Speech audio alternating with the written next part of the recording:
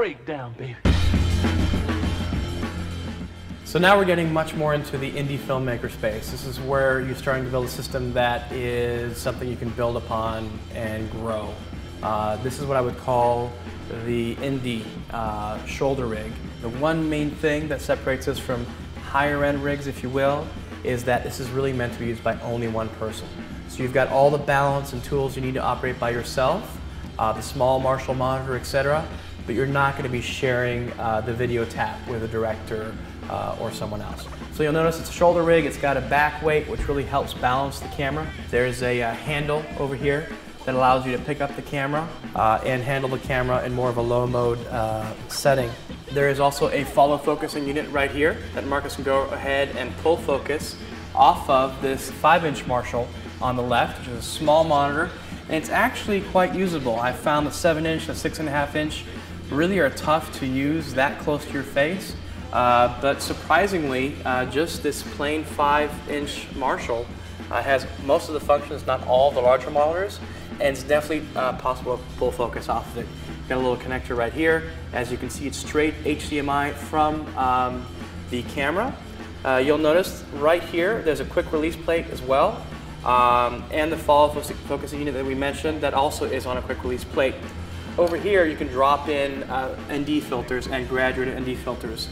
So it's very easy to pull an ND, have someone else switch it, and drop it in relatively quickly in the middle of a shoot. Make sure you lock these things, obviously, and always make sure you hold your hand below so the filter doesn't drop straight through. The last detail I would show you is the donut. It is one of those simple pieces, but if you don't have it, you're going to have light going back into your ND filter, whatever filter you have, and it's going to leave some really weird effects. And whenever I've not used this, I've really regretted it. So they make several different diameters, key piece, but a small piece. Obviously, another thing not to forget is that you have the ring around the lens as well from Red Rock that allows you to, of course, connect the follow focusing unit to the focusing ring on the lens. And then on the bottom as well, we have the shoulder mount rig, of course. We almost always put the really right stuff plates and connectors to here. That allows us to go straight from handheld onto sticks or another type of device. So here you have kind of the indie rig, really versatile, really good for, as you can see, you can shoot this for a long period of time, for an entire day if you're a journalist. Might get a little heavy, but it's definitely lighter than most ENG cameras. It's really well balanced. It can be operated by one person.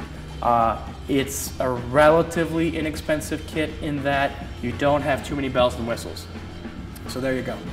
So here we have a slightly more compact shoulder unit. The main difference here being that the camera is offset to the left, which allows Marcus to look straight into the LCD screen with the Zacuto Z Finder. The advantages are you have one more point of contact, it's slightly more compact. You don't have to worry about hanging an LCD monitor, battery for it in terms of weight and powering it up and keeping extra batteries. And also, it's just a little bit more intimate, if you will.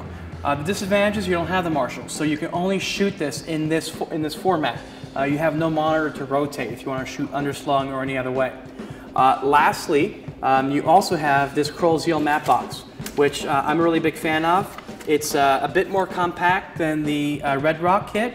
Has basically the same functionality with filters in terms of rotation, but compact is good. Higher price point though. The one thing we don't have is a little rubber ring they have that comes with this, which almost forms what looks like a waterproof seal. It's much more attractive than these donuts, and you only have to have one or maybe two. As you'll see, this comes right back onto the rods and works as both a rod-based system or a snap-on. And that's about it for this kit. Again, perfect, smaller, but really only meant to be used in this configuration. You can't use it in any other mode because you have no monitor to go to.